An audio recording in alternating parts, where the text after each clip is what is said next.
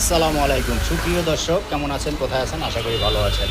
আজকে আপনাদের জন্য আমি একটি মেসেজ নিয়ে এসেছি। মেসেজটি হচ্ছে যে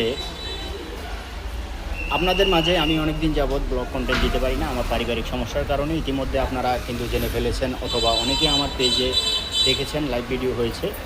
তো এখন মারামারি হলে বা আপনার উপরে যদি কেউ আক্রমণ করে তাহলে আপনি কিন্তু লাইভ ভিডিও করবেন না, যার কারণ হচ্ছে সোজা সাইবার মামলা খেয়ে যাবেন। এটা হচ্ছে আমাদের এক পুলিশ অফিসারের পরামর্শ। যাই হোক, পুলিশ জনগণের বন্ধু, পুলিশ চাইলে সব কিছু করতে পারে। তো আমি আশা করব পুলিশ প্রশাসনের কাছে এমন কিছু করবেন না যাতে আপনি একজন মানুষের মনে কষ্ট দেন, মানুষের মন থেকে উঠে যান, আর মানুষকে সবসময় ভালো বুদ্ধি দিবেন।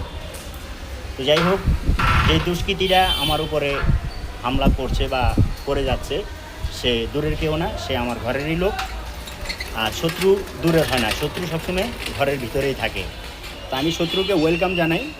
আপনি এখনও সংশোধন হয়ে যান, কারণ আপনি যে মিথ্যা মামলা নিয়ে দৌড়াচ্ছেন ভুলভাল নিয়ে, হ্যাঁ, আপনি আপনার মামলাটা ঠিকমতো ট্রাইকেল দিতে পারবেন কি না আপনি ওইটা মাথাতে রাখেন।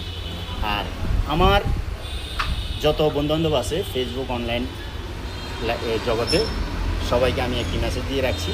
আমার এবং আমার বউ ছেলে মেয়ের যদি কোনো ক্ষয়ক্ষতি হয়ে যায় তাহলে বুঝে নেবেন আমার মৃত্যুর পিছনে, আমার ক্ষতি হওয়ার পিছনে কারণ কারা।